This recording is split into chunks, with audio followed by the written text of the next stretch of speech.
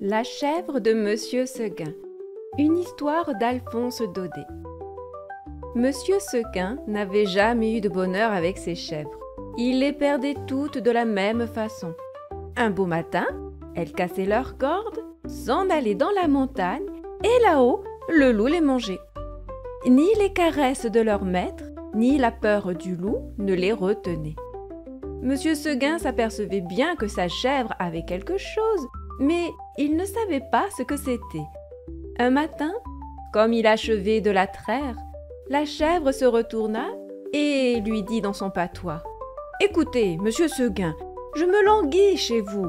Laissez-moi aller dans la montagne. »« Oh mon Dieu, elle aussi !» cria monsieur Seguin stupéfait. Et du coup, il laissa tomber son écuelle. Puis, s'asseyant dans l'herbe à côté de sa chèvre, « Comment, Blanquette, tu veux me quitter ?» Et Blanquette répondit : « Oui, monsieur Seguin. »« Est-ce que l'herbe te manque ici ?»« Oh non, monsieur Seguin. Tu es peut-être attaché de trop court.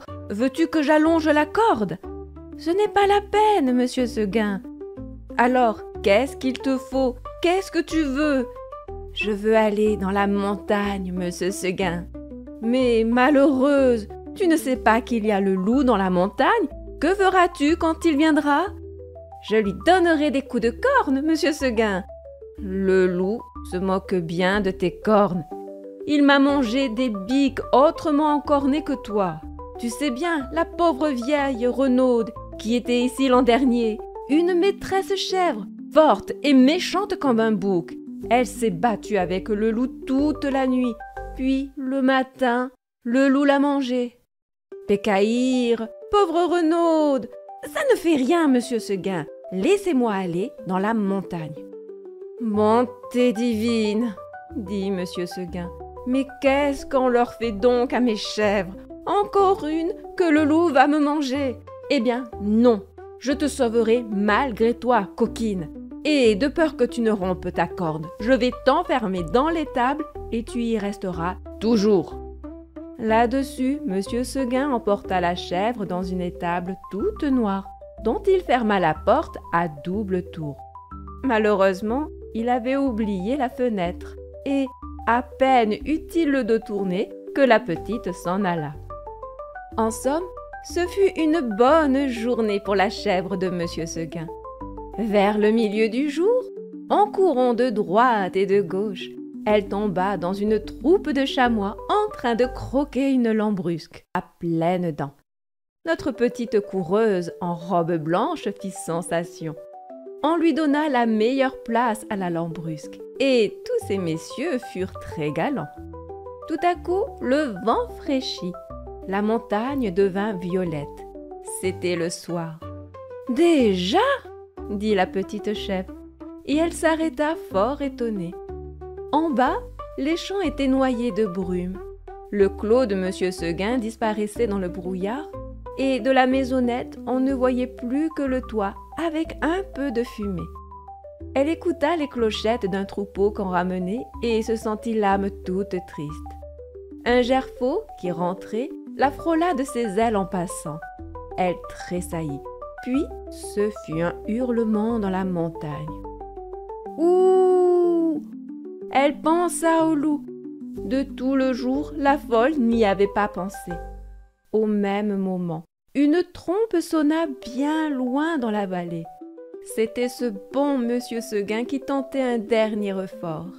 « Ouh !» faisait le loup. « Reviens, reviens !» criait la trompe. Blanquette eut envie de revenir, mais en se rappelant le pieu, la corde, la haie du clos, elle pensa que maintenant elle ne pouvait plus se faire à cette vie et qu'il valait mieux rester. La trompe ne sonnait plus. La chèvre entendit derrière elle un bruit de feuilles. Elle se retourna et vit dans l'ombre deux oreilles courtes, toutes droites, avec deux yeux qui reluisaient.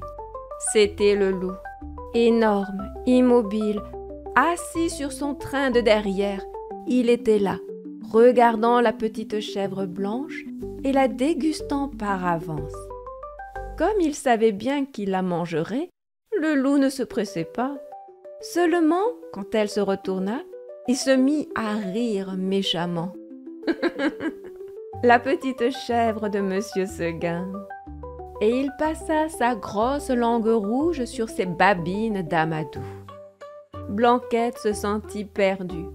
Un moment, en se rappelant l'histoire de la vieille renaude qui s'était battue toute la nuit pour être mangée le matin, elle se dit qu'il vaudrait peut-être mieux se laisser manger tout de suite. Puis, s'étant ravisée, elle tomba en garde, la tête basse et la corne en avant, comme une brave chèvre de Monsieur Seguin qu'elle était. Non pas qu'elle eût l'espoir de tuer le loup, les chèvres ne tuent pas les loups, mais seulement pour voir si elle pourrait tenir aussi longtemps que la renaude. Alors le monstre s'avança, et les petites cornes entrèrent en danse. Ah, la brave chevrette, comme elle y allait de bon cœur! Plus de 10 fois, je ne mens pas, Gringoire, elle força le loup à reculer pour reprendre haleine. Pendant ces trêves d'1 minute, la gourmande cueillait en hâte encore un brin de sa chère herbe. Puis, elle retournait au combat, la bouche pleine. Cela dura toute la nuit. De temps en temps, la chèvre de Monsieur Seguin regardait les étoiles danser dans le ciel clair et elle se disait « Oh, pourvu que je tienne jusqu'à l'aube !» L'une après l'autre, les étoiles s'éteignirent. Blanquette redoubla de coups de corne, le loup de coups de dents. Une lueur pâle parut à l'horizon. Le chant du coq enroué monta d'une métairie. « Enfin !» dit la pauvre bête, qui n'attendait plus que le jour pour mourir. Et elle s'allongea par terre dans sa belle fourrure blanche toute tachée de sang. Alors le loup se jeta sur la petite chèvre et la mangea.